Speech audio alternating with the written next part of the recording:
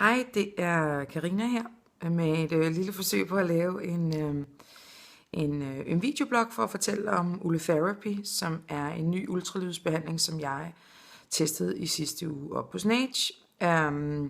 Det er som sagt en ultralydsbehandling, og den går 4,5 mm dybt ind i huden, og varmer huden op til 65 grader, sådan så der sker en opvarmning, og dermed at der sker en kollagendannelse, hvor huden selv trækker sig sammen. Det er en opstrammende behandling, og det tager fra om 3 måneder op til 12 måneder, før man ser det endelige resultat. Så jeg kan i virkeligheden slet ikke snakke så meget om resultatet. Jeg vil snakke lidt om, hvordan jeg oplevede behandlingen, og lidt om, hvad jeg ved om den.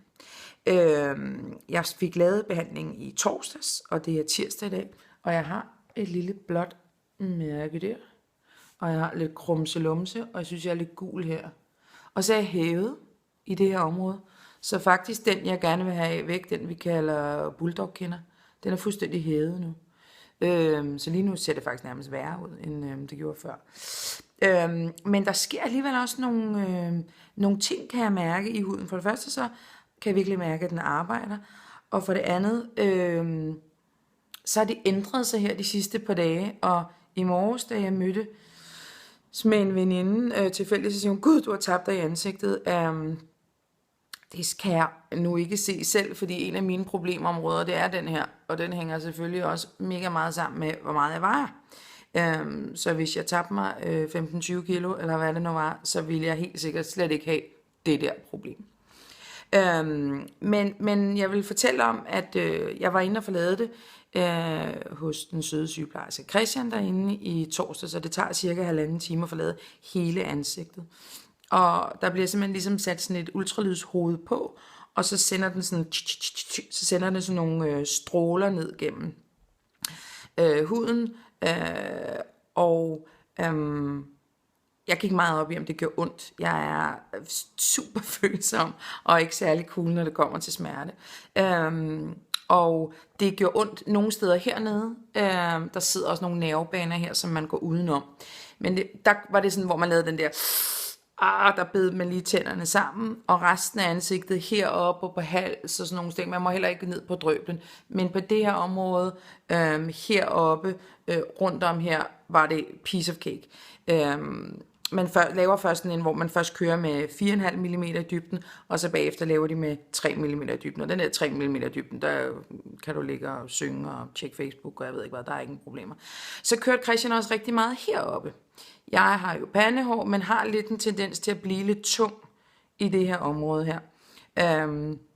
Og der er jo nogle ting, som man kan afhjælpe med diverse fillers, men der er også nogle ting, som man ikke rigtig kan gøre noget ved. Og derfor er jeg ret spændt på at se, hvad der kommer til at ske deroppe.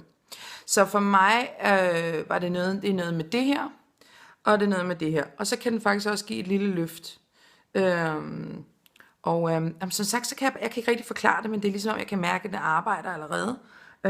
Og så må jeg jo lave en blog igen her om 3 måneders tid, 3-4 måneder, og så må I så se, om I synes, at I kan se resultatet. Der er faktisk en masse gode før-efterbilleder. Jeg sidder her lige med min computer, fordi jeg laver jo også PR for Nage. Nu ved jeg ikke, hvor meget I kan se her, men hende her er et meget godt bud på, at I kan gå ind og give dig kæberanden tilbage og fjerne lidt af det der.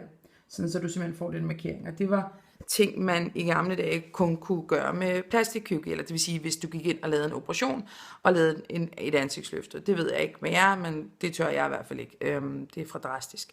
Det her, det tog 1,5 time, fordi jeg fik hele ansigtet. Hvis det kun er underansigtet, man skal løfte, så tager det 1 time. Det koster 15.000 for underansigtet, og 20.000 for hele ansigtet. Og det er jo sindssygt mange penge, det kan vi godt blive enige om. Men jo rimelig genialt, hvis det er, at du kan få lavet sådan en behandling måske hver 3. år, og du så kan føle, at gravity, altså tyngdekraften, ikke hiver ned i alle de der ting og sager, som er irriterende. Og hvis man nu er en af dem, som bare siger, men jeg vil bare Alice Mønne, jamen good on you, så er det bare det, du skal gøre. Jeg kommer ikke med nogen pegefinger herfra. Jeg siger bare, at jeg gerne vil holde mig som den bedste version af mig selv, så længe som muligt. Men så det var lige snakken, og hvis der er noget, jeg har glemt at fortælle om, eller noget andet, så skriv en kommentar nedenunder, så skal jeg prøve at se, om jeg kan svare på det. Ellers så kan man læse mere om det, og se nogle flere før- og efter billeder inde på nage.dk. Ciao!